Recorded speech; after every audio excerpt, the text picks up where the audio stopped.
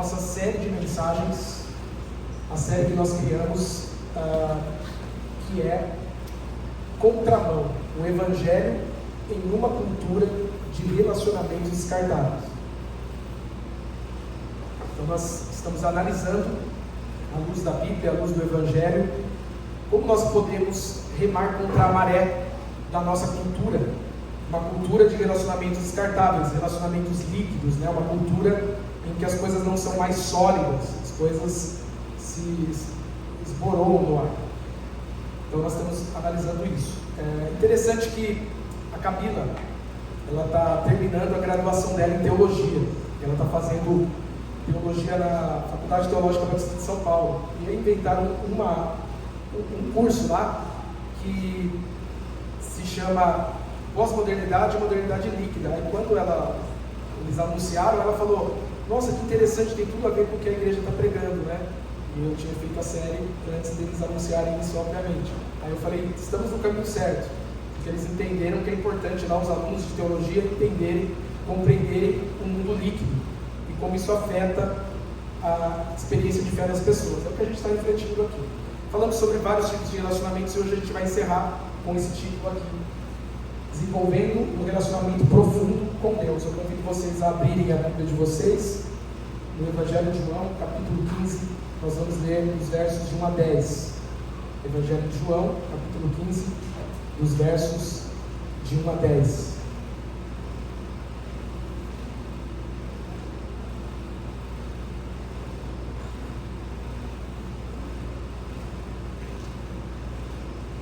Todo mundo achou? Diz assim o texto, palavras do próprio Jesus: eu sou a videira verdadeira e meu pai é o agricultor. Todo ramo que estando em mim não dá fruto, ele corta, e todo que dá fruto, ele poda, para que dê mais fruto ainda.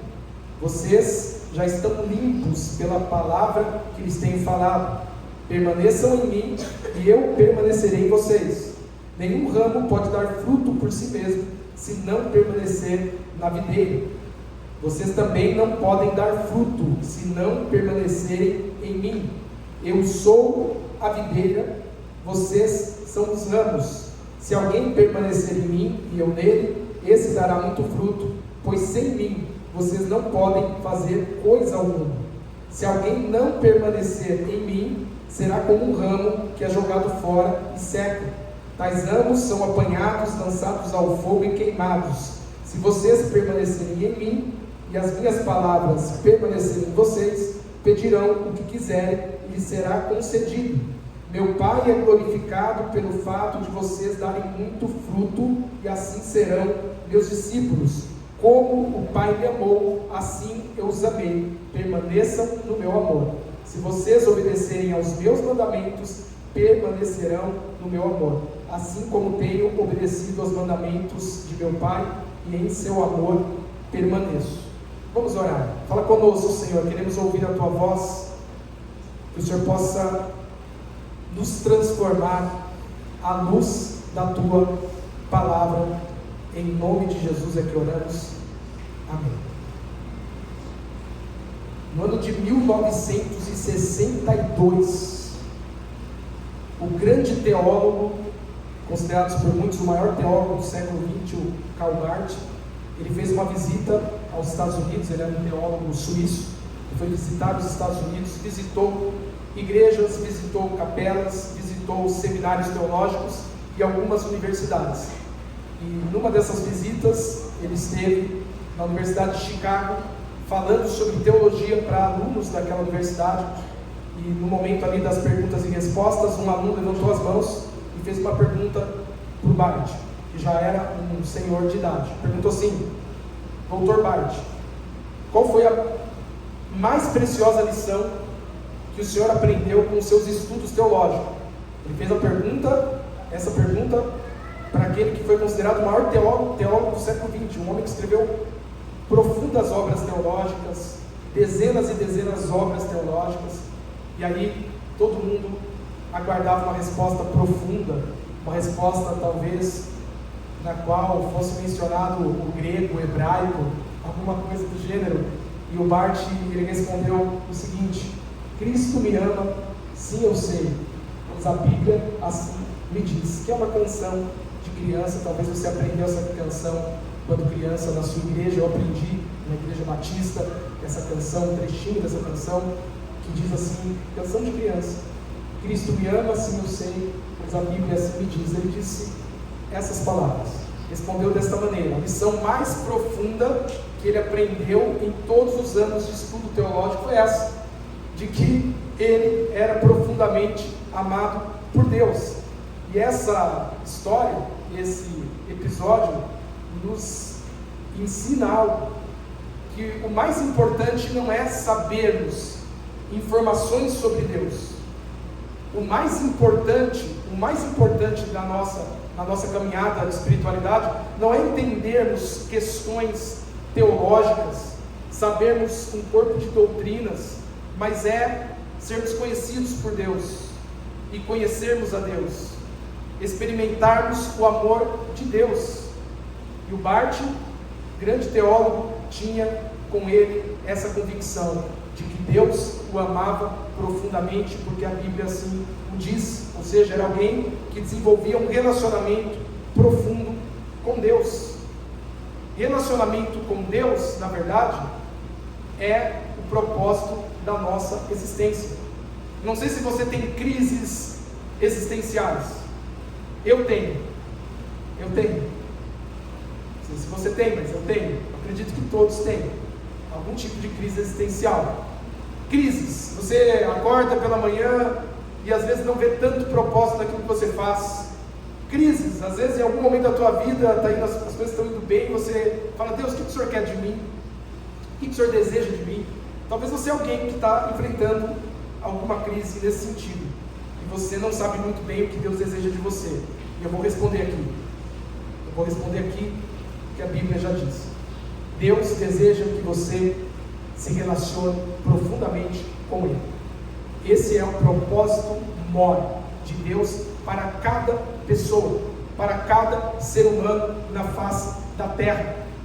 Esse é o propósito de Deus para pastores, para padres, para clérigos, para pessoas comuns, para profissionais comuns, para crianças, para adolescentes, para idosos. Esse é o propósito de Deus para nós, que nós nos relacionemos com Ele de maneira profunda. O desejo do Senhor é este, que nós vivemos um relacionamento com Ele, e que vivemos um relacionamento com Ele até a eternidade. Mas o relacionamento com Deus tem sido descartado nesse mundo líquido, nessa pós-modernidade, ou nessa modernidade tardia líquida, ou nessa hipermodernidade, como diz um filósofo francês. Nesse período histórico que nós estamos vivenciando agora, ano de 2026, terceiro milênio, esse período das redes sociais, dos algoritmos, esse mundo líquido, o relacionamento com Deus tem sido também descartado. Muita gente tem aberto mão da relação com Deus, tem deixado Deus de lado, não tem priorizado o conhecer a Deus, o ser conhecido por Deus, tem ficado de lado. Quantas pessoas abandonaram a Deus no último ano? Quantas pessoas abandonaram a Deus porque foram abandonadas pela igreja? Uma coisa acaba afetando a outra, infelizmente. Quantas pessoas estão deixando o relacionamento com Deus em segundo plano? Ou seja, nós estamos descartando o relacionamento com Deus, que é o propósito principal pelo qual fomos criados. Fomos criados para o louvor da glória de Deus. Mas como que você glorifica a Deus? Você glorifica a Deus se relacionando com Deus. Ou seja, o relacionamento com Deus é o propósito principal pelo qual fomos criados. Fomos criados para nos relacionarmos com Deus, e nós nos relacionamos com muitas pessoas e com muitas coisas. Nos relacionamos com os nossos entes queridos, nos relacionamos com amigos de trabalho, nos relacionamos com algumas questões mais abstratas. Você se relaciona com um programa de estudos, você se relaciona com a sua carreira, mas a gente não se relaciona com Deus.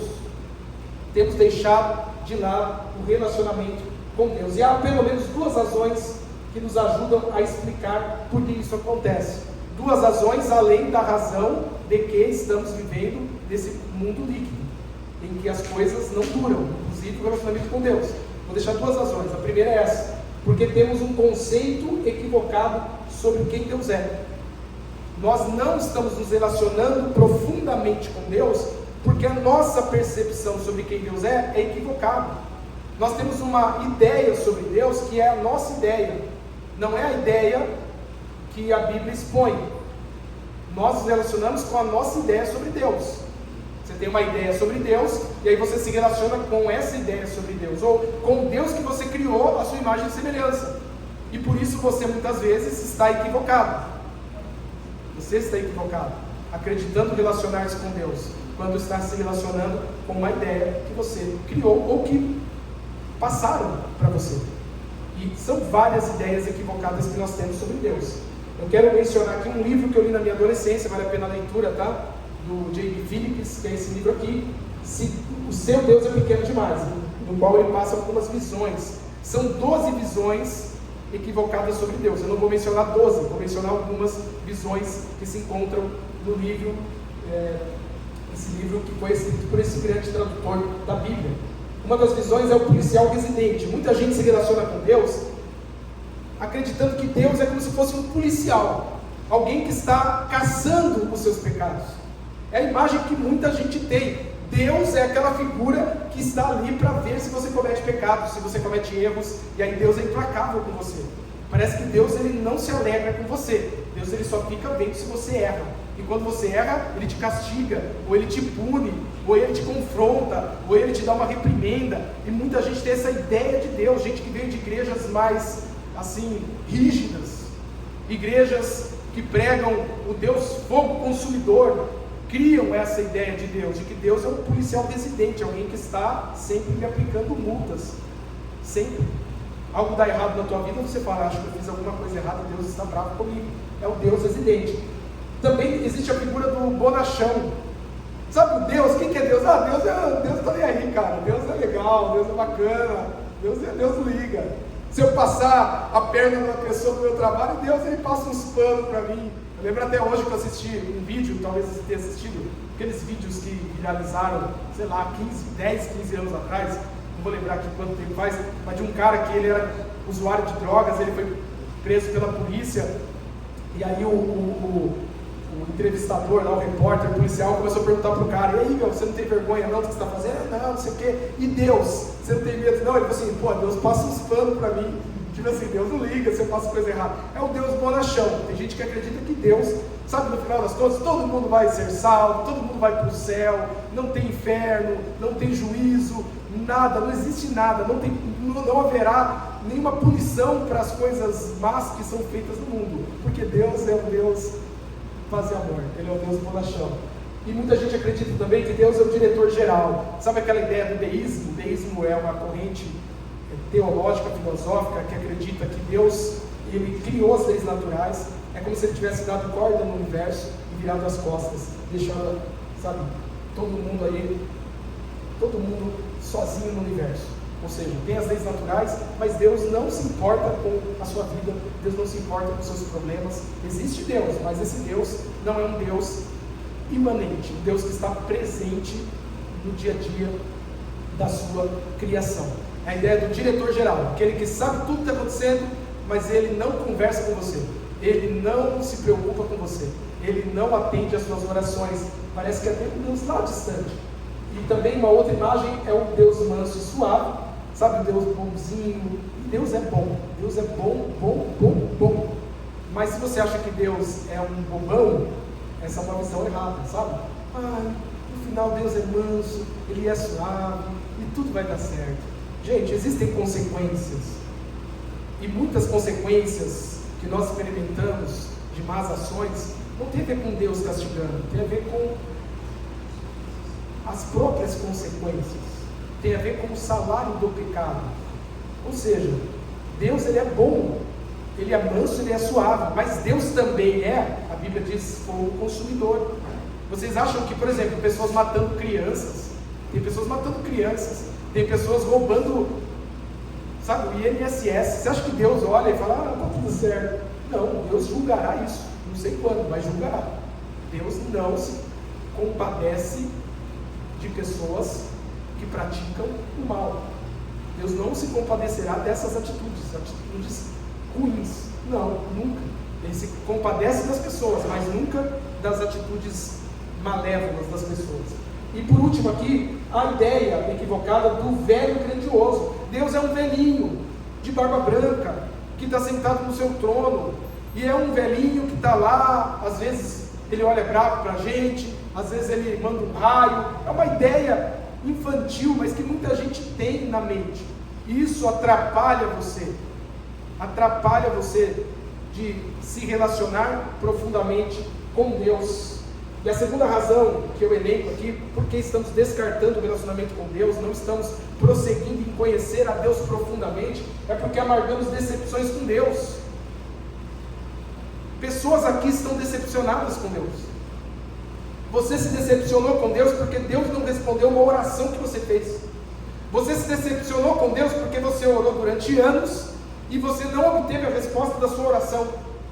Você se decepcionou com Deus porque você orou por cura e a pessoa por quem você orou não foi curada. A pessoa morreu, a pessoa continua doente. Você se decepcionou com Deus porque você serviu a Deus, você fez as coisas corretamente e no final das contas você foi traído, você foi deixado de lado, preterido, você enfrentou agruras na vida e você se decepcionou com Deus, ou talvez a igreja te feriu, um líder religioso te feriu, e aí você transferiu isso para Deus e ficou decepcionado com Deus. E eu quero dizer que Deus não tem nada a ver com isso. Deus não tem nada a ver com a igreja que fere as pessoas.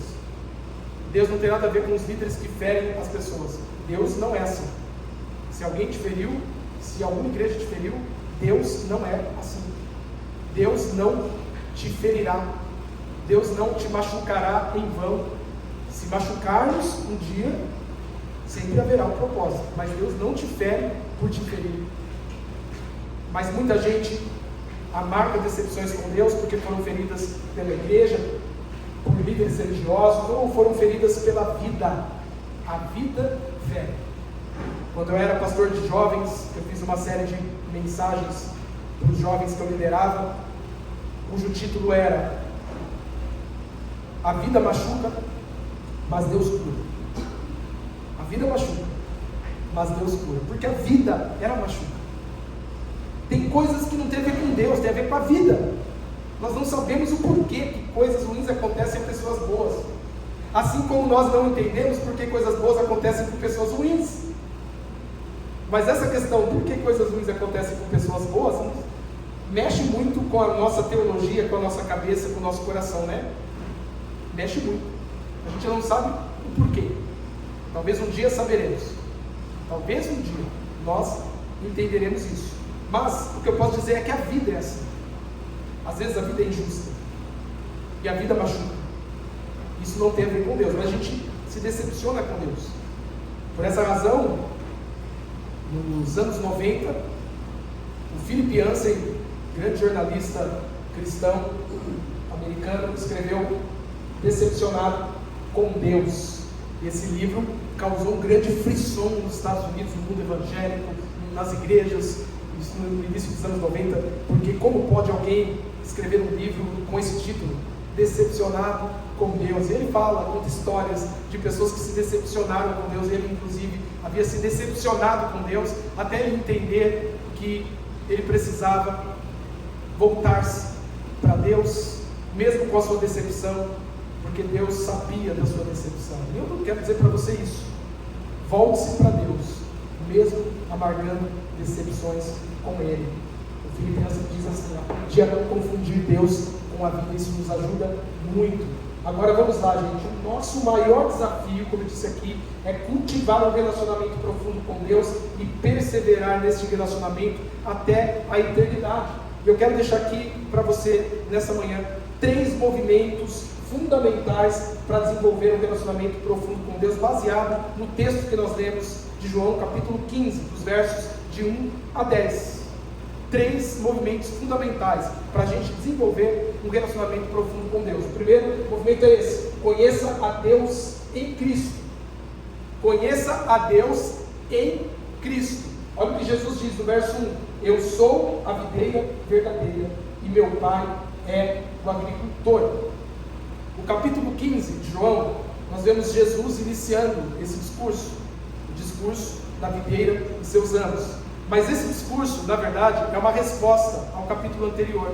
Se você ler o capítulo 14 do Evangelho de João, você vai ver que Filipe, um dos 12 discípulos de Jesus, ele pergunta para Jesus: Senhor, mostra-nos o Pai. Aí Jesus responde: quem me vê, vê ao Pai.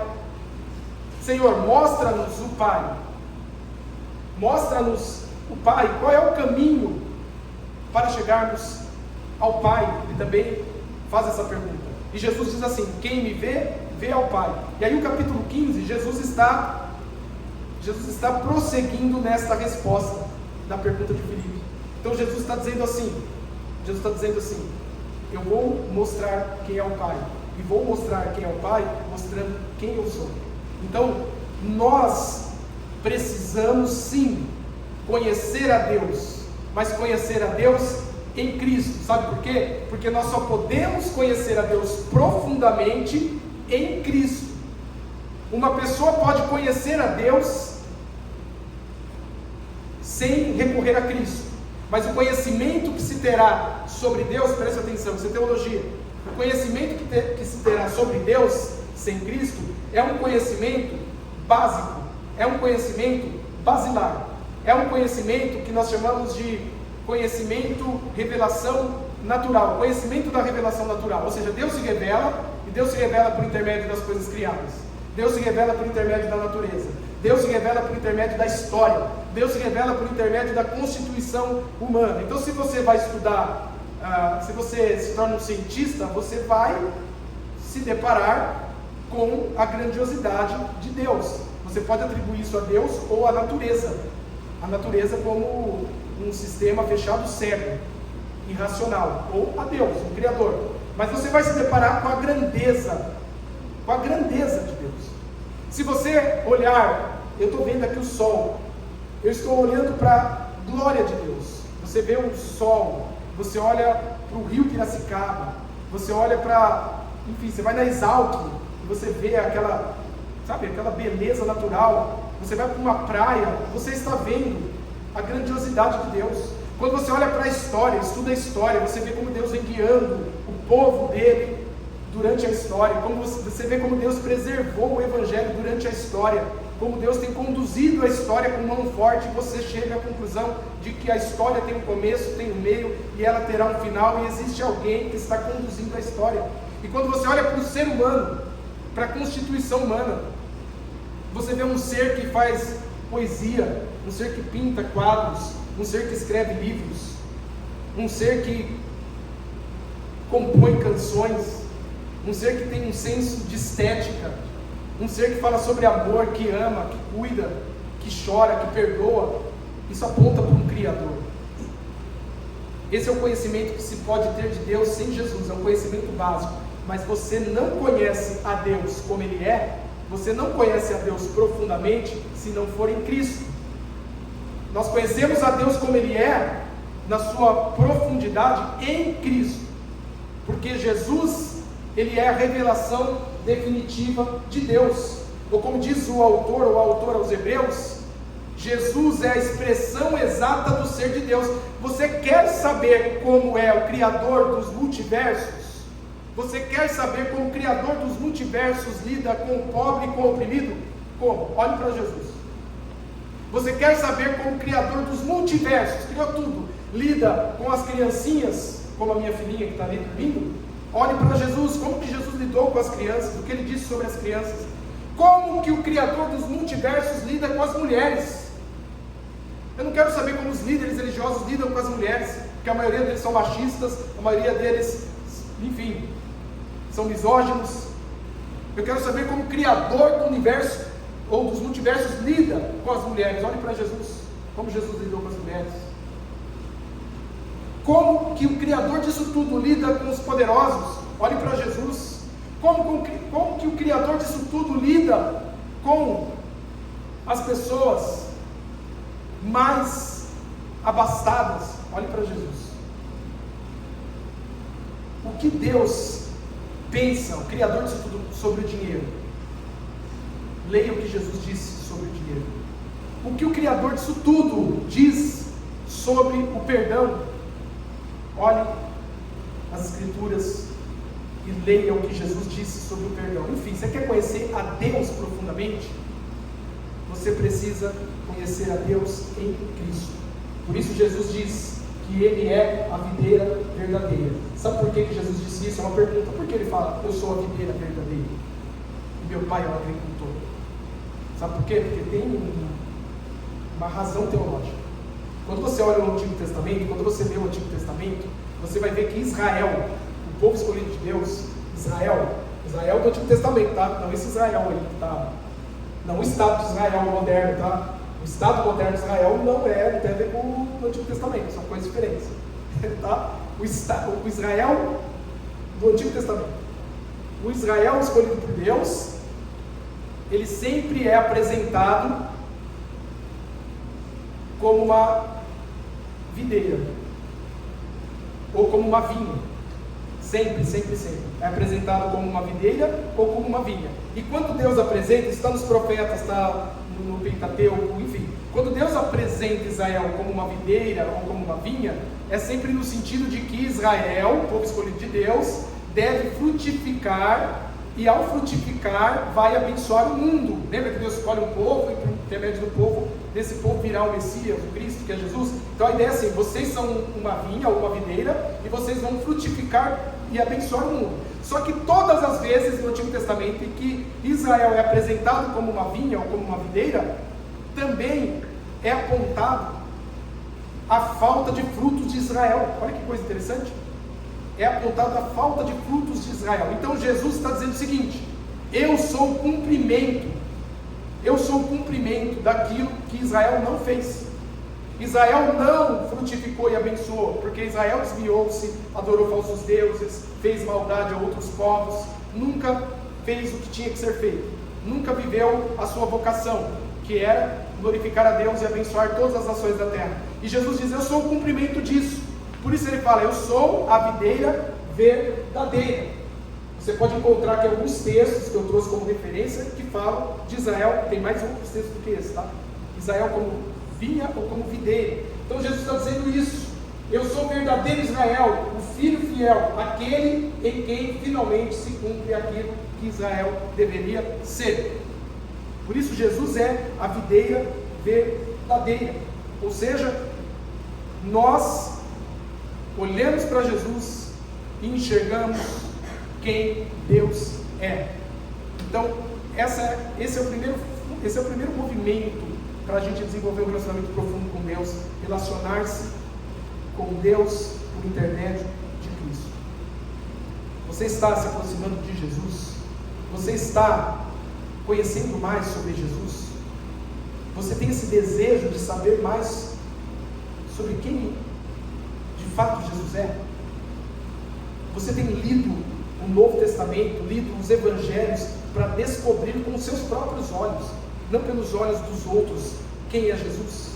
Você tem caminhado com Jesus, falado com Jesus, orado a Jesus, aberto o teu coração a Jesus, revelado a Jesus o que te deixa triste, o que te faz angustiado? Você tem se relacionado com Ele? A gente só se relaciona profundamente com Deus e conhece Deus profundamente em Cristo. Não tem como nos relacionarmos profundamente com Deus se não for em Cristo. O segundo movimento aqui para nós é esse: viva ligado a Jesus. Jesus diz assim: permaneçam em mim e eu permanecerei em vocês. Permaneçam em mim e eu permanecerei em vocês. A palavra permaneçam, no grego do Novo Testamento, o grego koiné, ela na verdade vem de um termo que é meno, que significa permanecer, ficar, continuar, habitar. Habitem em mim, fiquem aqui comigo, estejam comigo. permaneçam em mim. Não é uma visita que a gente faz a Jesus quando o bicho pega. Não é uma oração que a gente faz a Jesus quando as coisas não vão bem. Não é. Não é. Essa semana eu estava lendo algumas matérias que foram escritas quando saiu aquele filme A Sociedade do Gelo. Quem já assistiu A Sociedade do Gelo? É um filme, enfim, baseado em fatos reais, né? A gente usa, é redundante baseado em fatos reais, mas é assim que se fala. E é um filme que conta a história de um time de rugby que sai do Uruguai e aí eles, enfim, caem ali, acho que é no Chile, perto da Argentina, ali perto do Chile.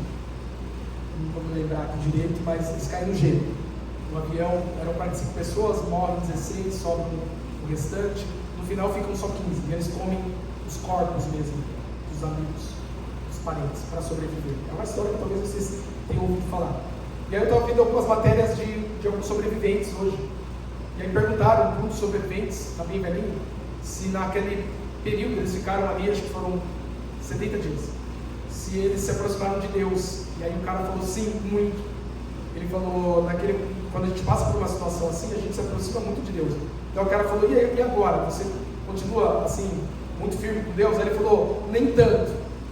Eu creio em Deus e tal, mas ele falou assim, a gente tende a se aproximar de Deus quando as coisas não vão bem. Eu achei interessante porque é verdade. A gente tende a buscar a Jesus quando as coisas não vão bem. Mas Jesus não está falando assim, ó, permaneçam em mim por uma temporada. Permaneçam em mim quando vocês estiverem mais fragilizados. Permaneçam em mim quando houver uma pandemia. Permaneçam em mim quando alguém da sua família estiver doente. Permaneçam em mim quando você estiver sofrendo por amor. Permaneçam em mim. Não, Jesus está dizendo, permaneçam em mim, habitem em mim, permanentemente. Estejam ligados a mim. Nós precisamos estar ligados a Jesus. Olha, eu trouxe aqui essa imagem, gente, para facilitar, tá? Porque nós somos, na verdade, urbanoides. Não temos contato com a natureza, com nada. Então aqui, ó, a videira e seus ramos, para facilitar, tá? Aqui, ó, que é a videira. Os ramos e aqui os frutos. Então, os ramos, obviamente, eles não existirão se não estiverem ligados à videira. A videira é daqui que a vida dos ramos surge. Só para a gente entender, Jesus é quem dá vida para nós. E nós podemos frutificar quando estamos ligados a Jesus.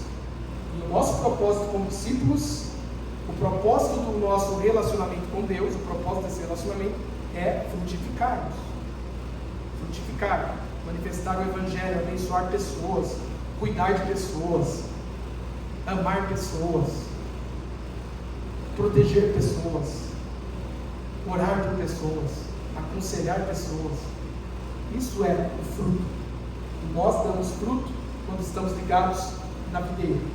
Amém? É isso que Jesus está dizendo. Permaneçam em mim e eu permanecerei em vocês. Eu permanecerei em vocês. Agora eu vou fazer uma pergunta aqui. Nós estamos dando frutos? A pergunta é agora, você está dando fruto? Qual foi a última vez, aí eu faço essa pergunta, não para você ficar mal, mas para você se avaliar mesmo. Qual foi a última vez que você levou uma pessoa a Jesus? Qual foi a última vez que você chegou para uma pessoa na tua família, para um amigo, e falou abertamente de Jesus para essa pessoa? Vou dizer aqui para vocês, recentemente, eu fui incomodado por Deus. Cheguei para um amigo meu, 7 anos de amizade, olha só, 7 anos de amizade, o cara sabe que eu sou pastor. Eu cheguei para ele, marquei um café e falei assim, cara, eu marquei esse café, a gente conversou sobre, enfim, generalidades. Eu falei, cara, eu marquei esse café, sabe por quê? Porque eu quero que você ande com Jesus. Você precisa colocar Jesus na tua vida e na tua casa. Ele falou, nossa, tem 7 anos, você nunca falou isso. Eu falei, não, mas eu estou falando agora. E essa pessoa tem aberto o coração e a vida para Jesus depois disso. Sabe o que chama-se isso? Intencionalidade. Eu estava falhando. Durante 7 anos eu falei com meu amigo. Eu não fui intencional com ele, porque eu falava assim, eu vivo o Evangelho, eu amo, ele está vendo. Mas faltava sentar-se com ele e falar assim, cara, você conhece Jesus? Sabe que Jesus te ama tanto? Você é um cara tão legal, meu. Você precisa estar mais perto de Jesus. Eu gosto tanto de você que você precisa estar perto de Jesus. Você é um cara tão legal. Falta isso. Qual foi a última vez que você falou assim para um amigo, para uma amiga, para um parente? Qual foi a última vez que você deu um estudo bíblico para alguém? Isso não é coisa do pastor, tá? Eu dou o estudo para batizar as pessoas e tal, mas não é um papel só do pastor, é um papel de cada crente em Cristo. Dar um estudo bíblico para aquele cristão mais novo que chega, dar um estudo bíblico para alguém que não é cristão. Qual foi a última vez? A pergunta é, você está frutificando? Não, não fique mal, apenas se avalie, se coloque nas mãos de Deus, porque Deus quer te usar, Ele te criou para que você dê fruto. Você vai dar fruto, é só você ser um pouco mais intencional no seu relacionamento com Deus, amém? Porque quando nós estamos ligados na videira, os ramos, nós somos os ramos, nós damos fruto. Em último lugar, o terceiro movimento que nós aprendemos nesse texto para nos relacionarmos profundamente com Deus é este: transforme esse relacionamento em amor e obediência. Olha o que Jesus disse: se vocês obedecerem aos meus mandamentos, permanecerão no meu amor. Acho que acabou o áudio aqui? Não, voltou. Permanecerão no meu amor, assim como tenho obedecido aos mandamentos do meu Pai, permaneço no amor dele. Gente, não tem como nós nos relacionarmos com Jesus se esse relacionamento com Jesus não incluir obediência e amor. Se você não obedecer a Jesus, você está apenas se relacionando com uma imagem que você projetou sobre Deus. E agora entra a parte mais difícil. Jesus pede obediência total. Jesus pede obediência total. Se você se relaciona com Jesus, Ele pede obediência total. Só que esse Jesus que te pede obediência, Ele é tão agradável que te chama de amigo, de amiga. Ele fala, não chamo mais de servos, mas de amigos. Olha que legal, a gente obedece Ele, mas Ele nos trata como amigos e amigas, porque Ele nos revela tudo que o Pai mostrou a Ele. Mas temos que obedecer. A pergunta que fica é, o que você precisa obedecer? Quais são os atos de obediência que você precisa dar a Deus? A Jesus. Jesus tem falado algumas coisas comigo, e eu estou decidido a obedecê-lo, e são coisas que não são fáceis. Eu não preciso ficar falando aqui, você sabe o que Jesus deseja de você. Jesus sabe. Obedeça. Transforme o relacionamento com Jesus em obediência e em amor. Aliás, no outro texto Jesus diz que quem cumpre a sua palavra, quem obedece a sua palavra, o ama.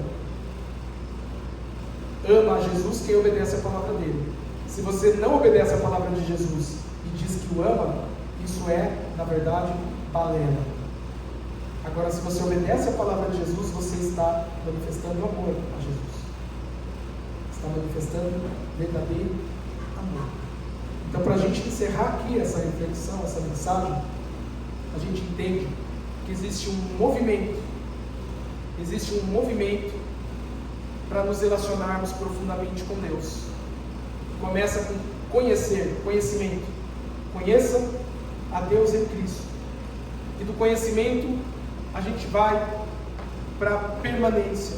Permaneçam em Jesus. Estejam ligados em Jesus.